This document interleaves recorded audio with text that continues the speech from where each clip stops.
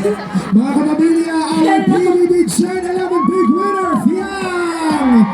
Yes! Grabe ha! Palapakan na natin si Fiang! Sobrang ingay ngayon ng Barrio Fiesta Dubai 2025 at grabe rin online dahil trending na trending ang GM Fiang takes over Dubai Trending tayo! at hashtag Barrio Fiesta DXB GM Fiang. Alam mo girl, kahit anong ginagawa mo, nagtetrend. Totoo yan! Promise, Alam mo diba? bakit? Nakausap namin ang ilan sa mga fans mo. Ang sabi nila, alam mo, tuwa talaga kami kay Fiang dahil napapawi niya ang aming pagod kapag nagtatrabaho, pag nakikita namin siya at talagang napapasaya niya kami. Kaya tuwang-tuwa sila sa'yo. Ako pa lang inyong pahinga. Ako napapagod na ako eh.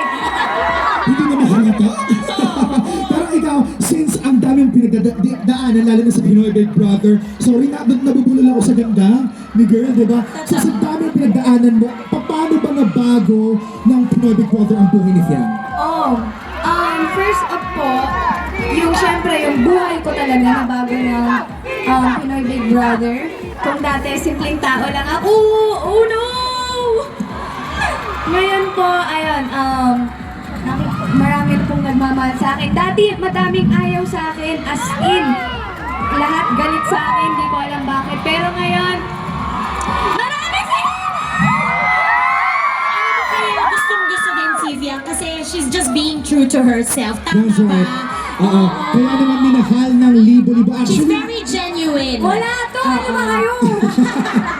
Parang-humble naman. Minahal ng milyon-milyon mga kapamilyas at fans ni Fiang. And of course ni JM din. At the same time, patunay dyan ang halos 2 million, di ba, na concurrent viewers ng finale ng Big Night ng PBB before. Pero ito, since tinanong namin kanina si JM ng isang tanong, meron din tayong itatanong syempre na same question kay Tama. Fiang. Kasi si Fiang nakita natin, she has a strong personality talaga eh. She Right. speaks her mind.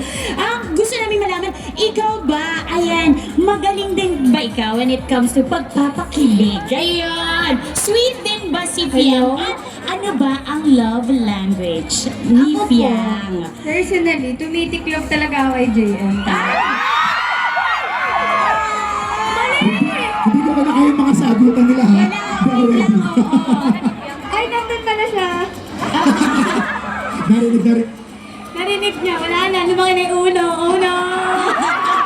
Hindi, totoo po yun. Kahit maliliit na bagay na ginagawa niya sa inyo. Sobrang laki na ng impact sa akin, syempre, as a girl. And lahat naman ng ginagawa niya sa akin, kinikilig ako na yes. Grabe! Yung Siyempre dahil kinilig ka Fiang at kinikilig ngayon ang buong Barrio Fiesta Dubai Zabil Park, ituloy na natin ang kilig mga kapamilya. Let's all welcome back on stage, Jem Ibarra!